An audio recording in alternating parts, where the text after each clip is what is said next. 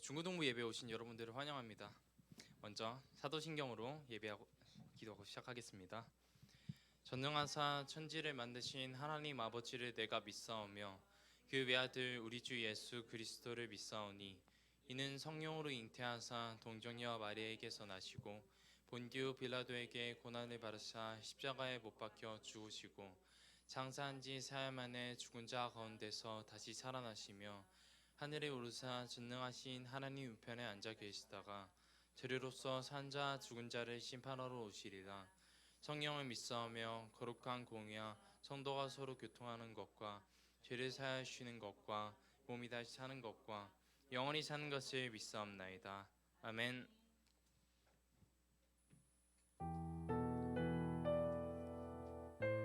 시간에 저희가 찬양 드리실 때 저희가 언제 어디서든 예배자임을 잊지 않고 다 같이 기억하시면서 찬양 드리셨으면 좋겠습니다. 찬양 드리겠습니다. 나는 하나님을 예배하는 예배자입니다. 내가 서 있는 곳 어디서나 하나님을 예배합니다. 내 영혼 거룩한 은혜를 향하여 내 마음 완전한 하나님 향하여 이곳에서 바로 이 시간 하나님을 예배합니다. 나는 하나님을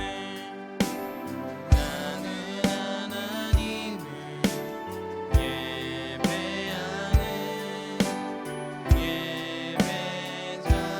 예배자입니다. 내가 서 있는 곳 어디서나 하나님을 예배합니다. 내 영혼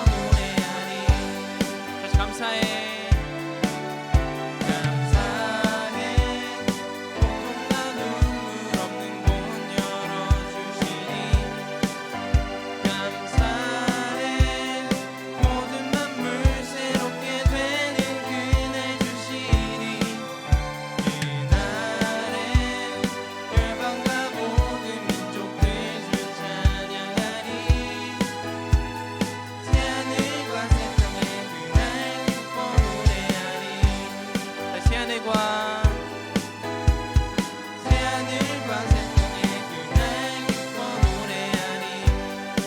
마지막으로 새하늘과 새 땅에 그날 기뻐 노래하리. 우리 모두 주님께 영광의 박수 올려드립시다.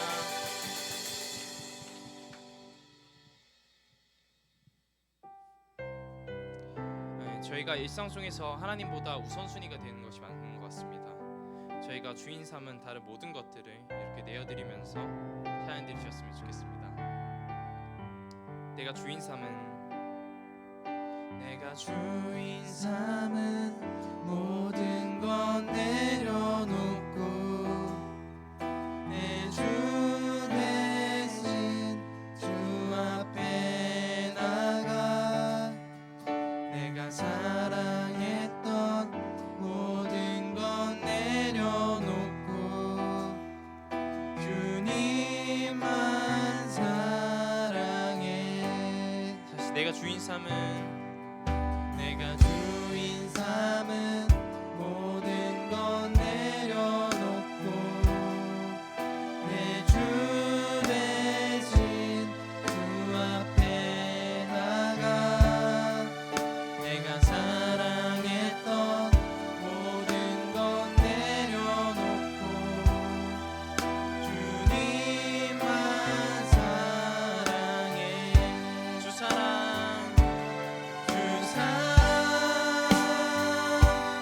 거친 풍랑에도 깊은 바다처럼 나를 잠잠케 해. 주 사랑 내 영혼의 반석 그 사랑 위에 서리. 다시 내가 주인 삼은 모든 것 내려놓고 내 주 대신 주 앞에 나가 내가 사랑했던 모든 것 내려놓고 주님만 사랑해. 주 사랑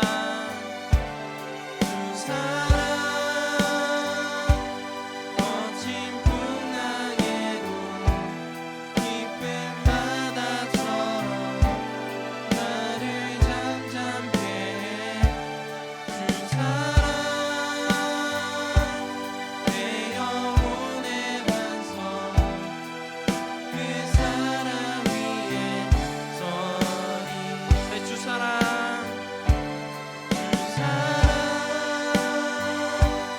거친 풍랑에도 깊은 바다처럼 나를 잠잠케 해. 주 사랑 내 영혼의 반석 그 사랑 위에 서리. 네, 다 같이 이 시간 기도드릴 때 찬양의 가사처럼 저희가 하나님께 내어드리지 못하고 또 하나님보다 더 중요하게 생각하는 것이 많은 것 같습니다. 또 저희의 삶의 주인이 하나님이심을 고백하는 시간이 될 수 있도록 다 같이 기도드리면서 나가셨으면 좋겠습니다. 다시 기도드리시겠습니다.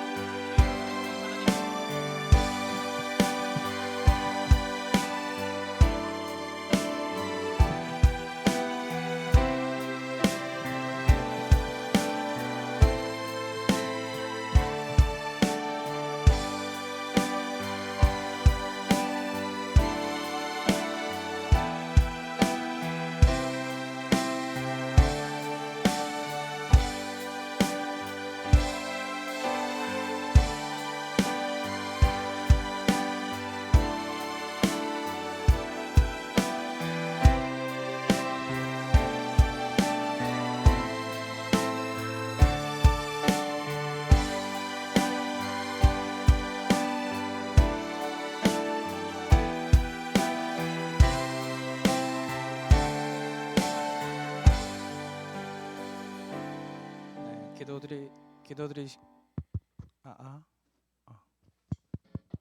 기도.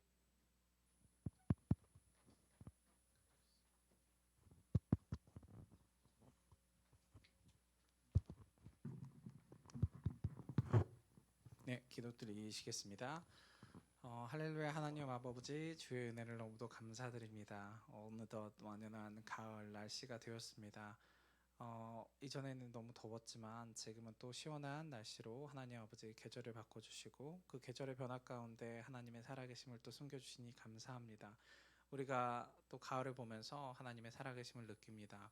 아버지를 더욱더 기뻐하고 더욱더 가까이 할 수 있는 우리 중고등부 친구들 될 수 있도록 인도해 주세요. 오늘 예배 가운데 나왔습니다. 우리의 마음을 열고 우리 생각을 열어 하나님께서 하시는 말씀이 무엇인지 깨달아 알 수 있도록 인도하여 주시고, 말씀이 우리 마음속에 심겨서 그 말씀이 우리의 삶을 변화시키고 우리가 변화된 모습을 보며 우리의 친구들이, 우리의 주변 사람들이 하나님이 살아계시다는 것을, 그리고 하나님이 우리를 인도하고 계시다는 것을 깨달아 알 수 있도록 인도하여 주시옵소서. 오늘 말씀 전하시는 전도사님 함께하여 주셔서 그 말씀 가운데 힘이 있게 하시고 그 말씀이 살아 생동력 있게 충만하게 이곳 가운데 임할 수 있도록 인도하여 주시옵소서. 무엇보다도 지금 우리 친구들 또 시험 기간 동안에 고생하고 고민하고 있습니다. 하나님 함께하여 주시고 지혜 내려주시고, 우리가 끈기 있게 무언가를 해내려고 노력할 때마다 하나님 아버지 그 아름다우신 하나님의 미덕이 점점 더 커질 수 있도록 인도하여 주시옵소서. 하나님, 무엇보다 오늘은 또 중요한 일정들이 있습니다. 끝나고 학부모님들을 모시고 이제 하반기에 우리가 어떻게 할 것인지, 중고등부가 어떻게 운영되고 있는지를 학부모님들과 같이 나누는 시간이 있습니다. 그 시간도 함께 하시고 우리가 준비하는 모든 과정 가운데 하나님 홀로 영광 받아 주시옵소서. 시작하는 시간입니다. 마치는 시간까지 함께 하실 줄 믿사오며 사랑하신 예수 그리스도 이름으로 기도드립니다. 아멘.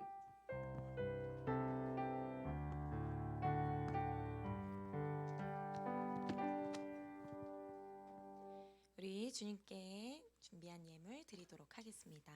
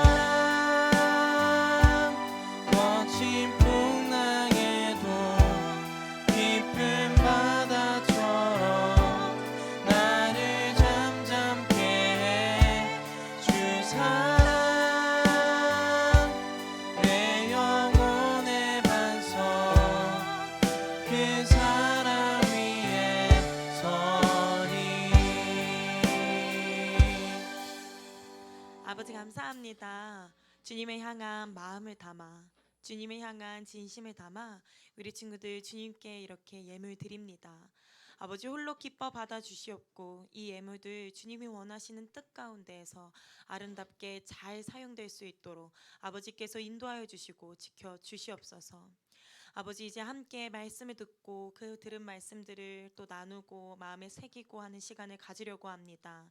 그 모든 순서들마다 주님 우리들의 마음 지켜주셔서 주님의 말씀 온전하게 받도록 하여 주시고 아버지의 말씀을 기억하고 기억한 대로 살아가는 우리 아이들 될 수 있도록 이 시작하는 시간 주님께 맡기오니 아버지께서 이끌어가 주시고 주님께서 홀로 영광 받아 주시옵소서. 모든 것을 주님께 감사드리며 예수님의 이름으로 기도합니다. 아멘. 네, 오늘 우리가 함께 읽을 말씀은 베드로전서 1장 1절에서 우리 9절 말씀, 3절에서 9절 말씀입니다. 베드로전서 1장 3절에서 9절 말씀입니다. 전도사님이 한 절, 우리 친구들이 한 절, 우리 같이 교독하도록 할게요. 우리 주 예수 그리스도의 아버지 하나님을 찬송하리로다. 그의 많으신 긍휼대로 예수 그리스도를 죽은 자 가운데서 부활하게 하심으로 말미암아 우리를 거듭나게 하사 산 소망이 있게 하시며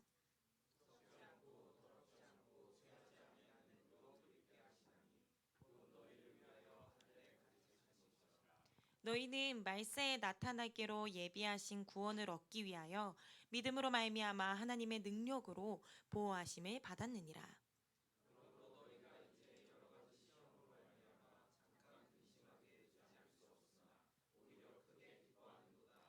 너희 믿음의 확실함은 불로 연단하여도 없어질 금보다 더 귀하여 예수 그리스도께서 나타나실 때의 칭찬과 영광과 존귀를 얻게 할 것이니라.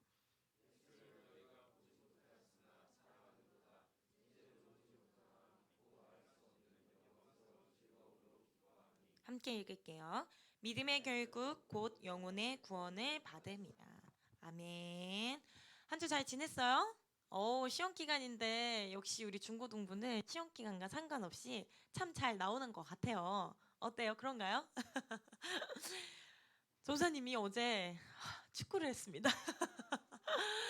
너무 너무 오랜만에 그렇게 막 숨을 헐떡이면서 막 얼굴이 막 시뻘개지도록 뛴 것이 진짜 오랜만인 것 같아요. 선생님 필라테스 하고 있잖아요, 요즘. 그거 해도 사실은 그렇게까지 막 숨을 헐떡이고 이럴 일이 없거든요. 근데 오랜만에 진짜 목에서 피만 나는 그 쇠만 나는 그 느낌을 했더니 총 19분 했는데 했더니 막 몸이 아프더라고요. 다음에 그 아픔을 우리 중고등부 우리 여자친구들이 함께 누렸으면 좋겠어요. 언제든 환영합니다. 같이 축구하는 날이 오기를.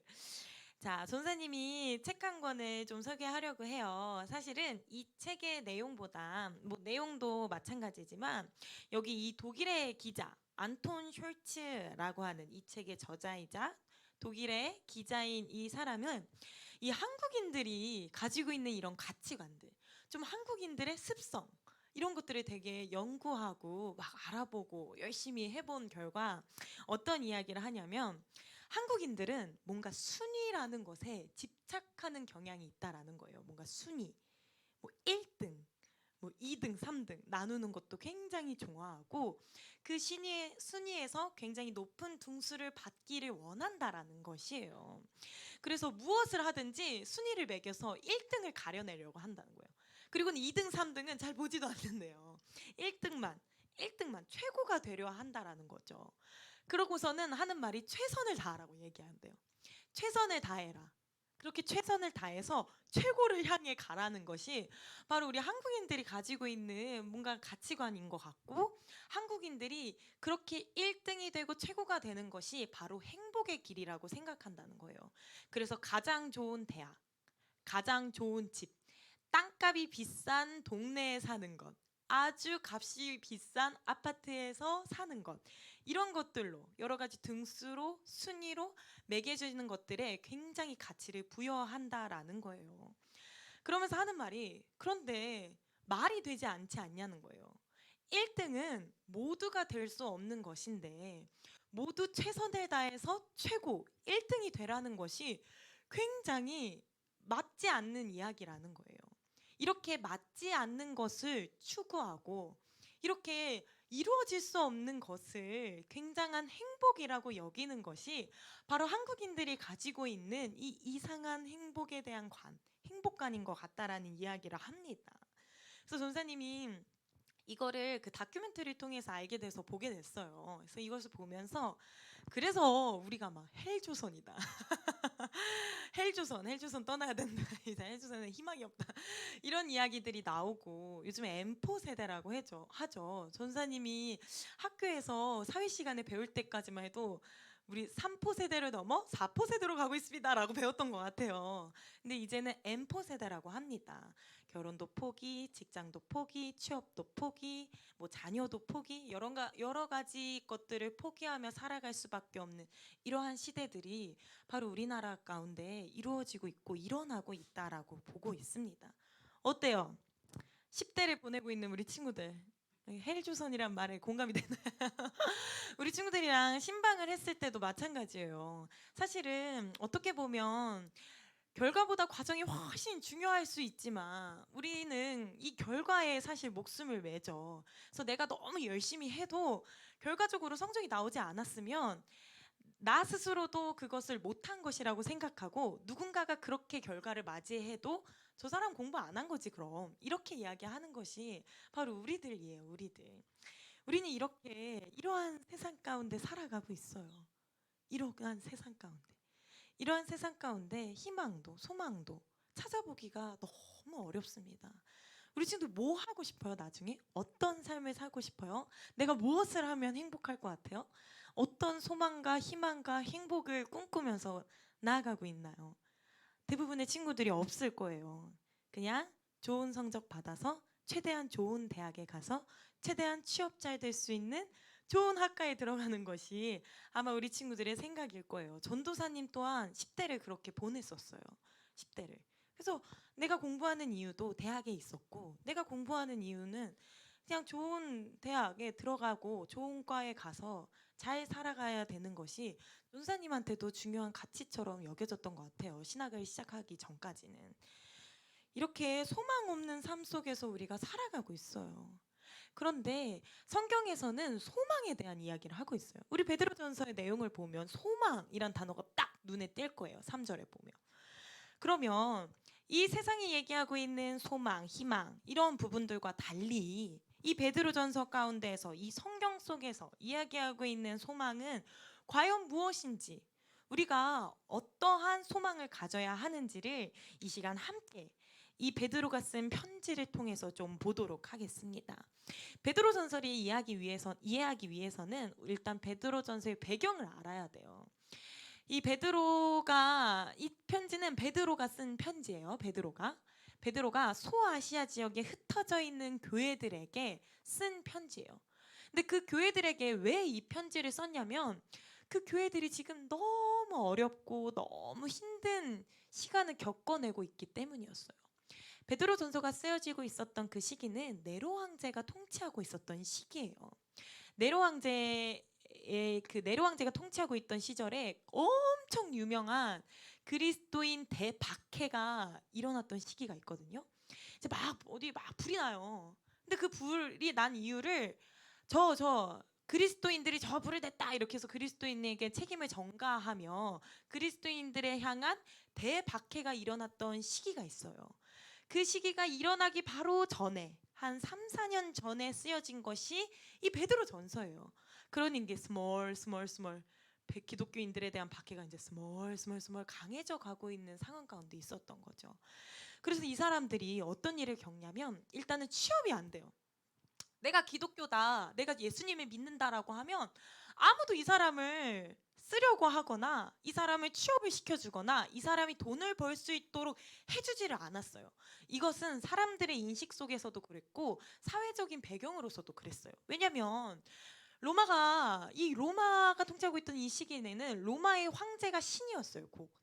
그러니 로마의 황제를 섬겨야 하는 이 백성들이 로마의 황제는 섬기지 않고 나는 오직 하나님만 섬겨, 예수님만 섬겨 이러고 있으니 그들은 박해받아도 마땅한 자였어요. 그냥 배제되고 그냥 이렇게 없어져도 되는 이렇게 중요치 않게 여기는 이 나라의 로마에 오히려 반대를 일으키는 아주 문제를 일으키는 문제덩이로 바라봤단 말이에요. 그렇기 때문에 취업이 안 됐어요.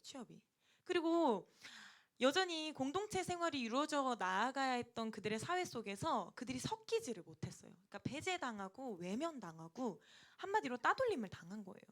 그 외에도 그리스도인이라고 하면 무시받는 거는 기본이고 여러 가지 박해와 그리스도인이라면 막 잡아가고 감옥에 갇히고 이런 일들이 너무 만연하게 일어났던 시기가 바로 이 베드로전서가 쓰여졌던 바로 그 시기입니다.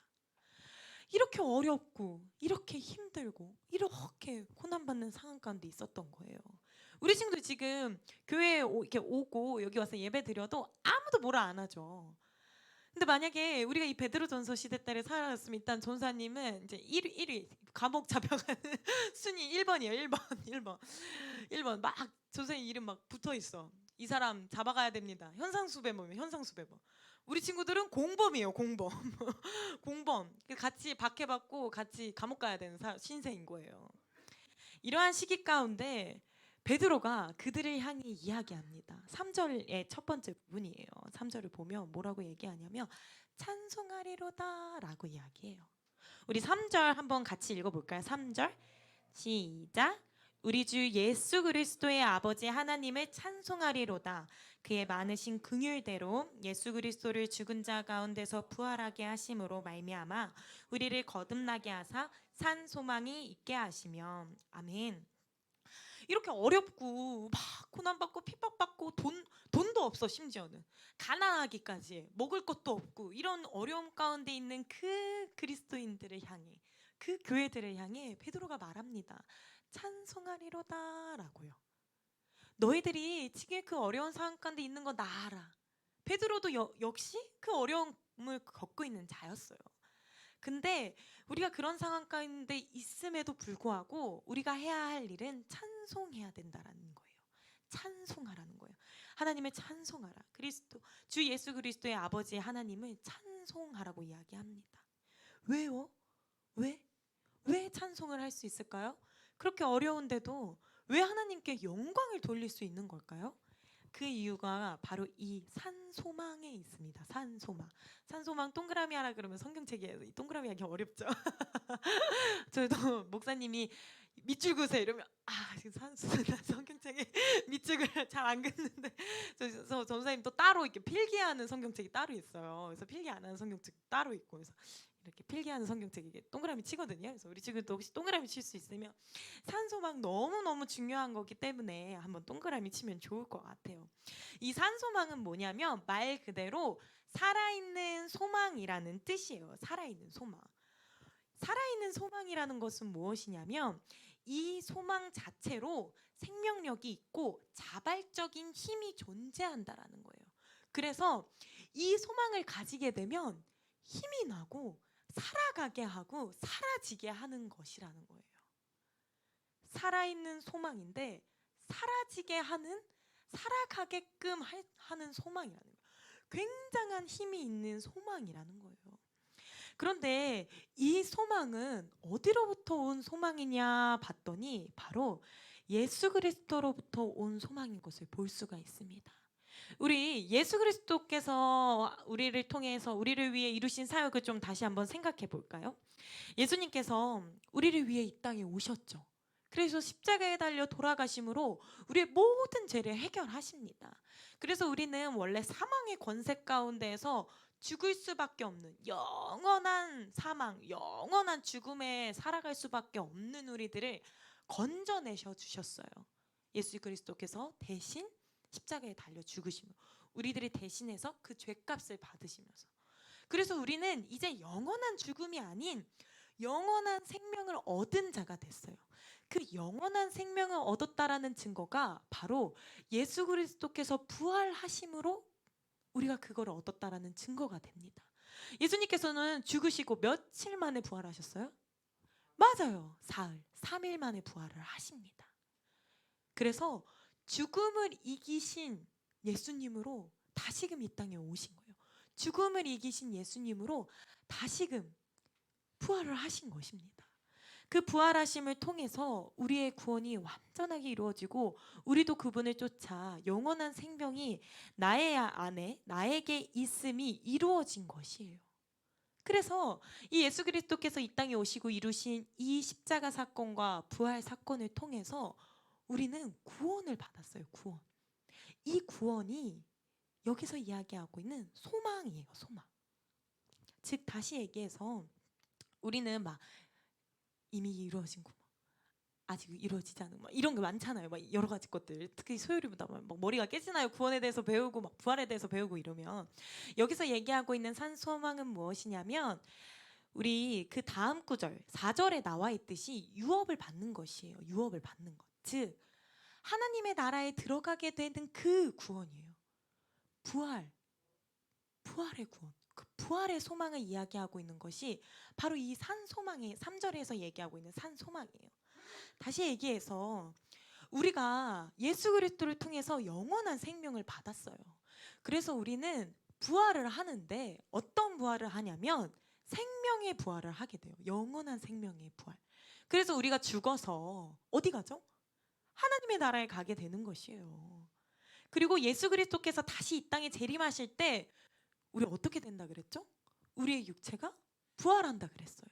그리고는 정말 영원하고 완전한 그 하나님의 나라 가운데 들어가게 된다라고 이야기를 했습니다. 부활에는 사실 두 가지가 있어요. 영원한 부활과 영원한 죽음의 부활이에요. 부활은 우리 믿는 자들에게만 나타나는 것이 아니에요. 믿지 않는 자들도 부활을 경험하게 됩니다. 그런데 믿지 않는 자들이 경험하게 되는 부활은 이제 영원한 그 음부 속에 들어가 영원한 그 쉽게 얘기해 지옥 그곳에서 영원한 형벌을 받으면서 살아가게 되는 것이 그들이 겪게 될 부활이에요. 그런데 우리 믿는 자들이 겪게 되는 부활은 영원한 생명 가운데에서 영원한 하나님 나라에 거하게 되는 부활인 거예요. 이 부활의 소망, 이 부활의 소망을 기억하라는 거예요. 이 부활의 소망이 너희에게 있다라는 이야기를 하고 있는 것입니다.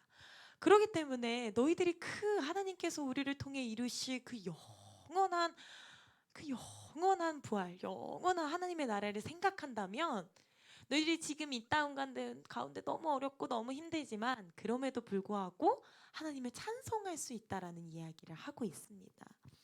이 부활, 이 소망에 대한 이야기가 4절에 조금 더 자세하게 구체적으로 나와 있어요. 우리 4절 한번 보도록 할게요. 썩지 않고 더럽지 않고 쇠하지 아니하는 유업을 있게 하시나니 곧 너희를 위하여 하늘에 간직하신 것이라 라고 나와 있습니다. 썩지 않고 더럽지 않고 쇠하지 아니하는 유업, 완전한 하나님의 나라가 너희를 위해 하늘에 간직되어 있다라고 이야기하고 있어요.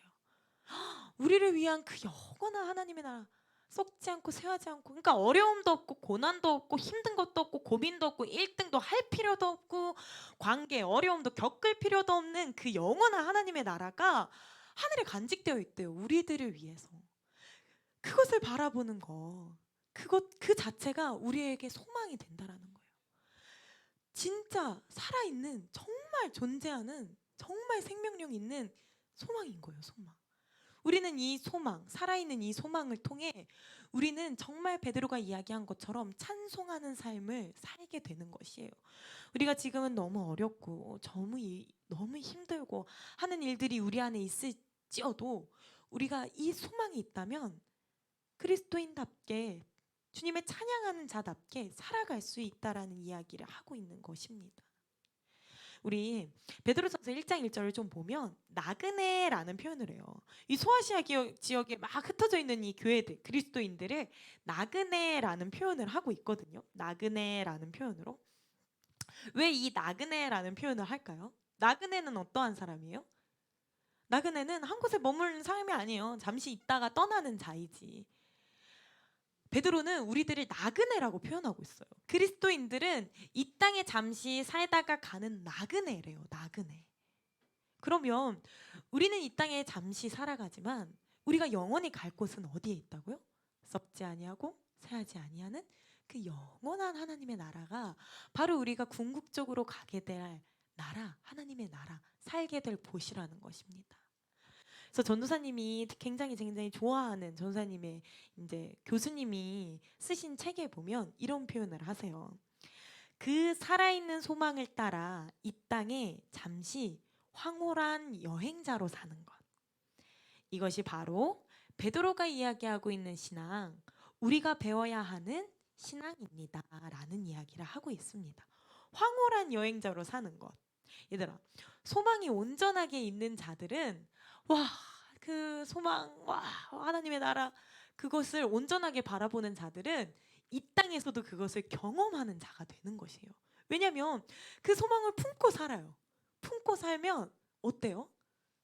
소망에 가득 찬 삶을 살게 되죠. 그러면 결국엔 그 소망을 품고 사는 자는 그 소망을 따라 그 소망을 이미 누리면서 사는 자가 돼요. 이미 누리면서 살아가는 자가 되는 거예요. 우리가 왜 망상 같은 거 하죠. 우리 지금 망상 해본 적 없어요? 이게 좀 말도 안 되는 나만의 상상. 너무 행복해. 너무 예를 들어 복권에 당첨된다는, 너 복권 1등 당첨되면 뭐 할 거야? 이런 허무맹랑한 이야기 하잖아요. 전사님도 신랑이랑요. 만약 복권에 당첨되면 오빠는 어떤 거 할 거야? 이러면 복권에 당첨될 리가 없어. 막 이런 이야기를 해요. 진짜. 우우우. 우. 그런데 막 그런 이야기를 하면 막 나는 일단 11조를 할 거고 우리 엄마 아빠 얼마, 뭐 우리 오빠도 얼마, 그 나머지로 무엇을 하면 좋을까? 일단은 집을 살까? 막 이러면서 이런 행복한 상상을 하잖아요. 근데 우리가 이게 이루어지지 않았어요. 복권 당첨된 적 없어요. 일단 복권을 안 사는데 어떻게 당첨이 됩니까? 이루어지지 않았는데 그것을 생각만 해도 되게 행복한 기분을 막 느끼죠. 막 연예인 좋아하죠. 막 연예인이랑 연애하는 꿈 꾼 적 있어요? 연예인이 꿈에 나오면 진짜 팬이에요. 진짜 팬. 막 너무 행복해. 너무 나의 이상형과 막 만난, 실제로 일어난 일은 아니지만 생각만 했을 뿐인데 우리는 되게 기뻐해요. 막 너무 즐거워. 너무 행복해. 잠시나마 다시금 현실을 보게 되면 너무 어렵지만 그래도 우리가 그 잠시나마의 행복을 느껴요. 소망이 그런 거예요. 다르지만 그렇다고 볼 수 있어요. 우리가 이 하나님 나라의 소망, 이 부활의 소망을 온전하게 갖고 있다면 와, 우리가 그 꿈꾸는 것을 막 생각만 해도 기쁘고 막 정말 그것이 이루어진 것처럼 막 행복한 마음으로 지낼 수 있는 것처럼 이 소망을 품고 사는 자들은 이 소망을 누리면서 지낼 수 있는 거예요. 그래서 이 땅에서 하나님의 나라를 경험한 자가 그 하나님의 나라를 갈 수 있다라는 이야기를 하는 것입니다. 황홀한 여행자. 우리는 이 땅에서 잠시 살고 가요. 길어봤자 100년을 살고 갑니다. 그런데 우리가 하나님 나라에서는 영원한 삶을 살아야 돼요. 그 영원히 살아가야 하는 그 삶을 어디서 살아갈 거예요? 지옥에서 살아갈 겁니까? 전 절대 못하겠어요. 절대 못하겠어요. 저는 하나님 나라에서 너무 행복하게 살고 싶어요. 그것이 전도사님의 소망이에요. 소망. 그래서 지금 좀 버거운 일이 있을지라도 막 때로는 너무 힘겨울지라도 너무 사실 힘겹고 버거운 이런 일들보다 지겹다라는 생각 안 해요? 너무 똑같은 이 책받기 같은 삶 속에서 너무 지겹고 너무 의미 없고 나는 어떤 생각을 하며 살고 있고 난 이렇게 맹하게 멍하게 난 무엇을 위해 막 이런 고민들 들 때가 많을 거예요. 그러한 고민들 속에서 우리가 이 소망을 품게 된다면 우리는 정말 하나님의 나라가 이곳에 있는 것처럼 행복하고 정말 그 하나님 나라를 누리면서 살아갈 수 있는 자들이 되는 거예요. 그래서 우리는 나그네이기 때문에 이 땅에 있는 것들에 연연하지 않아요. 연연하지 않아요. 전사님이 계속 고난, 힘든 일 이런 것만 이야기했지만 나에게 이루어질 정말 기쁠 것들, 막 좋은 대학에 붙는 거, 막 좋은 직장에 들어가는 거, 막 사실 복권 당첨되는 것도 당장 이 삶이 끝나면 아무것도 뭐 쓸모 없는 거예요. 우리는 이 땅에 어떤 것도 가져갈 수 없고 이 땅의 것들은 어떤 것도 무한하지 않습니다. 우리가 이러한 소망을 온전하게 간직하고 온전하게 누리게 될 때에 우리가 이 삶을 정말 하나님이 원하시는 대로 살아갈 수 있고 하나님이 원하시는 모양대로 나타낼 수 있는 것입니다. 그래서 이 소망을 분명하게 가졌으면 좋겠어요. 자, 그러면 하나님 나라가 이 땅에 우리가 누려져야 되고 뭐 이루어져야 된다고 한다면 하나님의 나라는 고난도 없고 막 어려움도 없고 다 없대. 그러면 우리도 이 삶을 살아갈 때 고난도 어려움도 힘든 것도 아무것도 나타나면 안 되는 거 아닌가요? 그런 것이 없어야 되는 거 아닌가요? 내가 주님 믿는데? 이런 생각 해본 적 없어요? 전사님은 진짜 많이 했어요. 아니 나 주님 믿고 이렇게 내가 주님 위해서 살겠다 이렇게 지금 하고 있는데 왜 나는 맨날 이렇게 막 아등바등하며 살아가야 됩니까? 라는 불평들을 전사님은 굉장히 많이 하면서 지내왔던 것 같아요. 그런데 성경 속에서는 이야기합니다. 성경 속에서는 6절에 보면 그러므로 너희가 이제 여러 가지 시험으로 말미암아 잠깐 근심하게 되지 않을 수 없으나라고 나와 있어요. 너희가 근심하지 않을 수는 없다라고 이야기해요. 그러니 우리에게 고난과 근심은 분명하게 있다라는 이야기를 하는 것입니다. 예수 믿으면 복 받습니다. 예수 믿으면 막 사업이 잘 되고 예수 믿으면 아픈 것이 낫고 예수 믿으면 우리의 삶이 정말 잘 되는 그 정말 그 막 고속도로를 향해 갑니다. 이런 설교들 옛날 목사님들이 많이 하셨었거든요.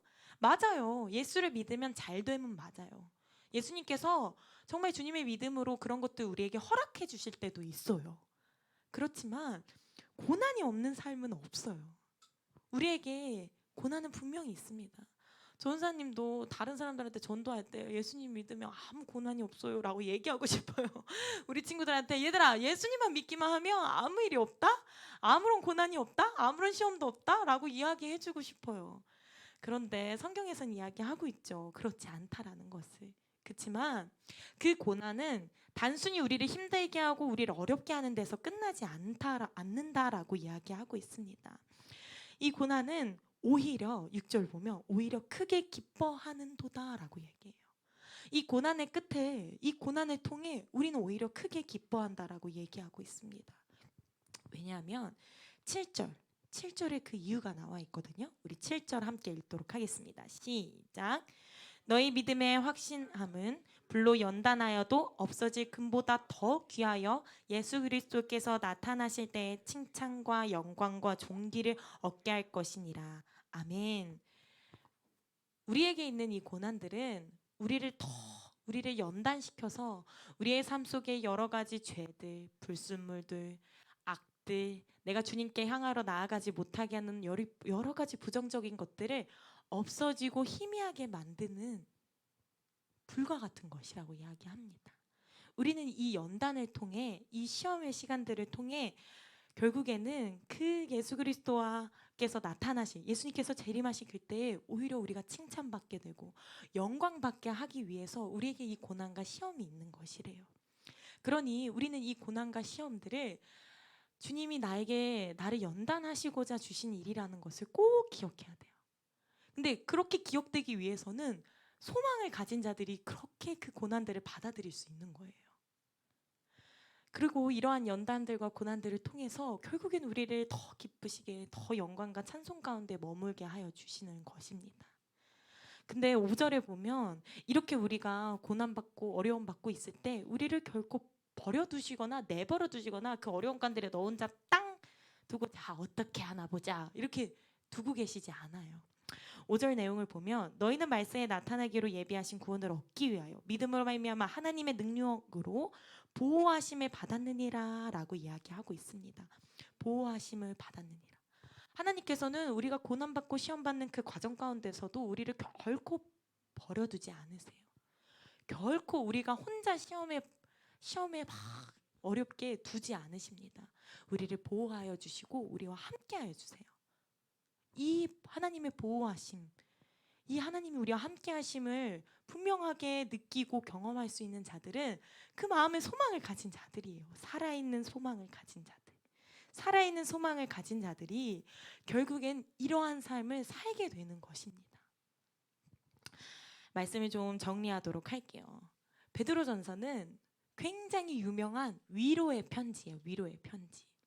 그런데 우리가 볼 때에는 너무 무리한 것을 요구하는 것 같아요. 찬송하라 그러고 막 믿음의 연단을 받으라 그러고 막 뒤에 보면 막 너희들이 막 동여매고 막 허리를 동여매고 막 믿음을 지켜내라 어떻게 해서든 너희들이 이겨내라 견뎌내라 막 이런 이야기들이 나와요.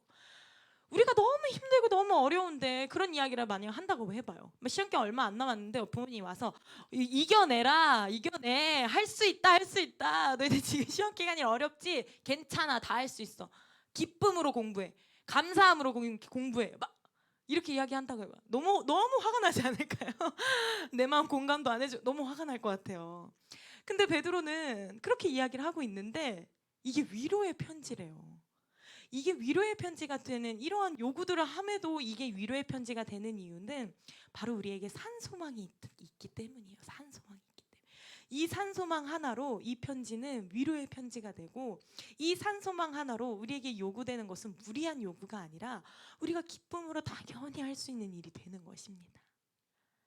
우리 사랑하는 중고등부 친구들, 선사님이 베드로전서를 읽어내면서 우리 친구들에게도 이러한 위로가 있기를 좀 간절히 원했어요. 지금의 삶이 너무 팍팍하고 너무 어렵고 막 회색빛처럼 느껴질 때가 많을 거예요. 그런데 그러한 우리의 삶의 끝에는 주님이 우리에게 주시는 정말 살아있는 정말 완전한 소망이 있음을 분명하게 믿으며 주님이 가시는 그 길을 우리는 그저 나그네처럼 살아가는 것이 바로 우리가 이 땅 가운데 살아가야 할 모습입니다. 우리 이것들을 잘 기억하여서 믿음의 연단을 받으며 우리 끝까지 믿음을 지켜나가며 산 소망을 가진 자로서 살아가는 우리 친구들이 되기를 간절히 바라고, 우리 그러한 마음으로 우리 함께 이 시간 좀 찬양하고 기도하도록 하겠습니다. 우리 주가 보이신 생명의 길이라는 찬양이에요. 우리의 길은 결국 예수 그리스도예요. 지저스 로드예요. 그래서 우리는 주님이 걸어가신 대로 걸어가는 거예요. 그래서 주님이 걸어가신 대로 고난을 받고, 주님이 걸어가신 대로 어려움을 겪고, 그러나 주님이 걸어가신 대로 우리는 결국 그 죽음을 이기고 승리하여 부활을 경험하게 되는 것입니다. 주님을 따라가는 이 삶이 정말 진정한 살아있는 소망이 주어지는 삶이라는 것을 기억하며 우리 이 시간 함께 마음 다해 찬양하도록 하겠습니다.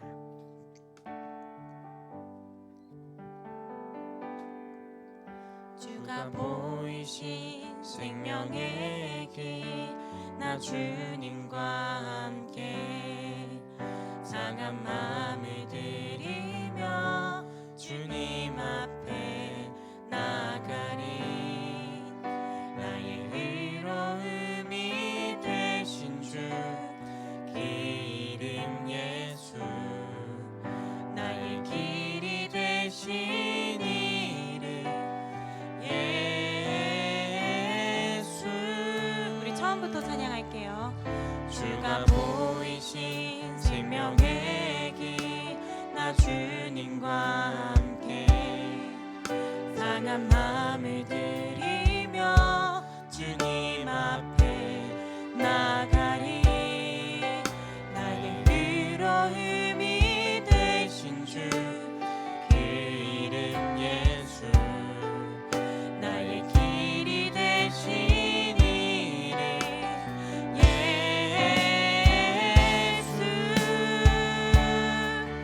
나의 길 오직 그가 하시나니, 나를 태어나신 후에 내가 정금같이 나오리라.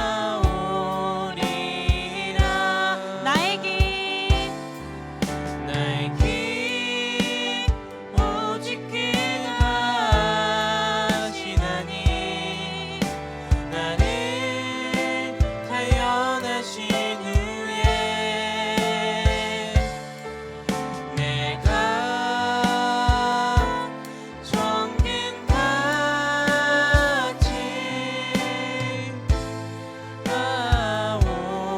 나오리라. 우리 이 시간 함께 말씀을 기억하면서 좀 기도하기를 원합니다. 우리에게 산 소망이 있음을 분명하게 기억하기를 원합니다. 이 살아있는 소망은 내가 정말 주님의 나라를 경험하고 누리고, 내가 어렵고 힘든 일이 있어도 내가 정말 주님 안에서 기뻐하며 찬양하며 살아갈 수 있게 하는 소망입니다. 나를 살리고 나를 살아가게 하는 이 산 소망이 내 안에 온전하게 있게 해달라고. 내가 이 땅 가운데 것들을 바라보는 것이 아니라 주님이 허락하시는 하늘의 것을 바라보며 내가 정말 소망 가진 자답게 살아가게 해달라고 이 시간 주님의 말씀을 기억하면서 우리 함께 기도하도록 하겠습니다. 기도하겠습니다. 아버지, 이 시간 우리들의 마음 붙잡아 주시옵소서. 아버지, 우리들은 연약하고 너무나도 부족하여서 주님이 우리에게 주신 이 소망들을 잃어버리고 살 때가 너무나도 많이 있습니다. 아버지, 우리가 이 땅의 것들을 바라보며 쫓아가는 우리의 어리석은 삶들에서 벗어나 아버지께서 주시는 그 영원한 것들을 바라보는 자 되게 하여 주시고, 아버지, 우리가 이 삶 가운데서 경험하게 되는 여러 가지 어려움들, 여러 가지 힘겨움들, 나름대로는 지치게 하는 것들, 나름대로는 너무나도 어렵게 만드는 아버지 그 모든 것들로부터 벗어나 주님, 이 땅의 것들은 잠깐이며 주님께서 우리에게 허락하신 것들은 영원한 것을 기억하며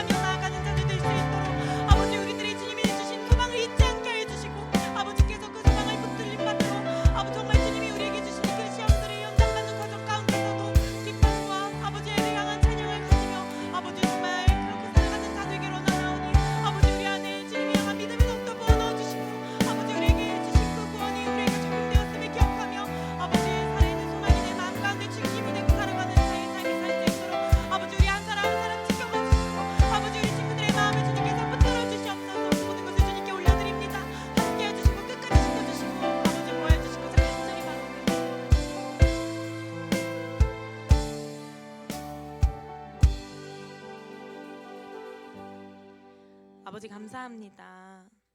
아무 소망도 아무 희망도 없는 우리들의 삶 속에서 주님께서 우리의 소망이 되어 주시고 아버지께서 우리의 이 소망을 이루어 주심에 너무나도 감사를 드립니다.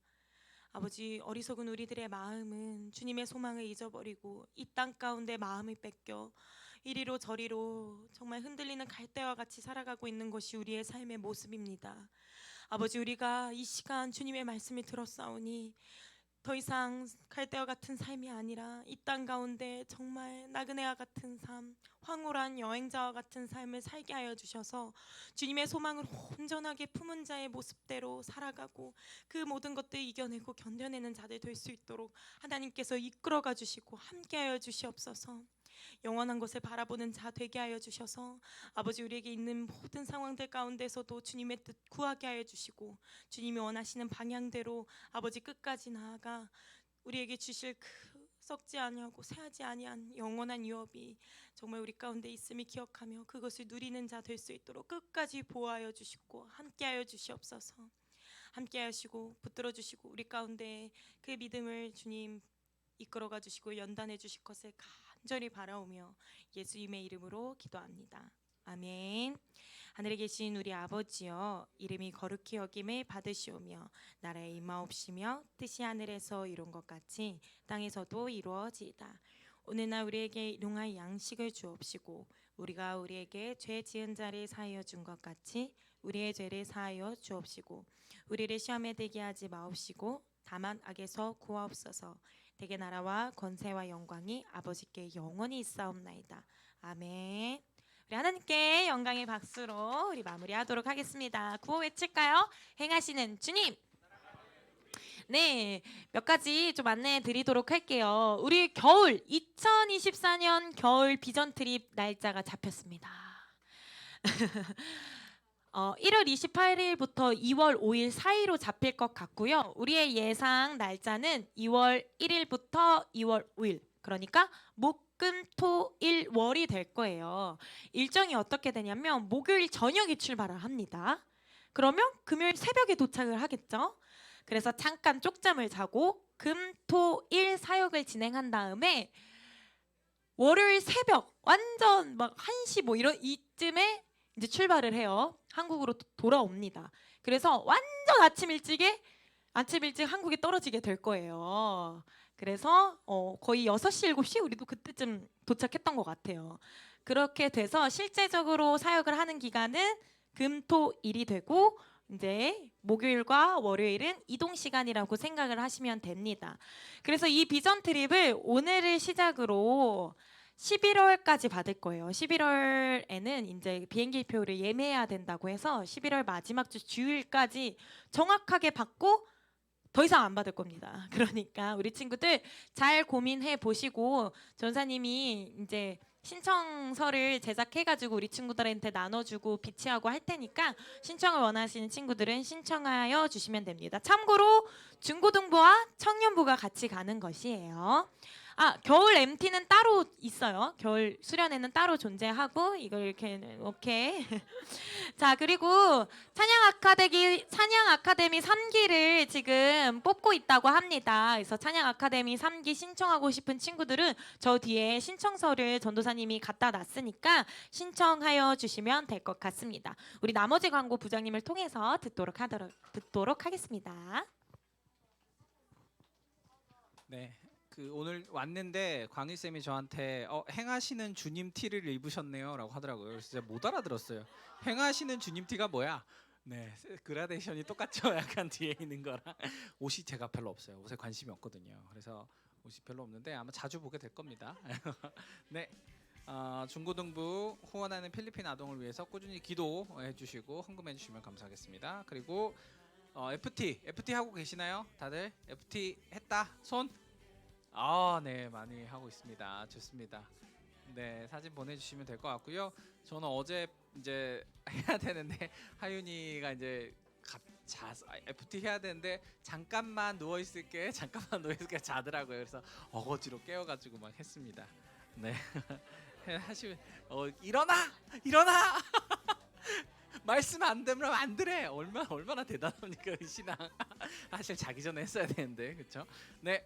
그리고 오늘은 중고등부 예배 뒤에 학부모 모임이 있어요. 그래서 전교사 선생님들은 여기 모여주시고요. 부교 선생님들과 함께 밖에 나가서 공과 공부 진행해 주시면 됩니다.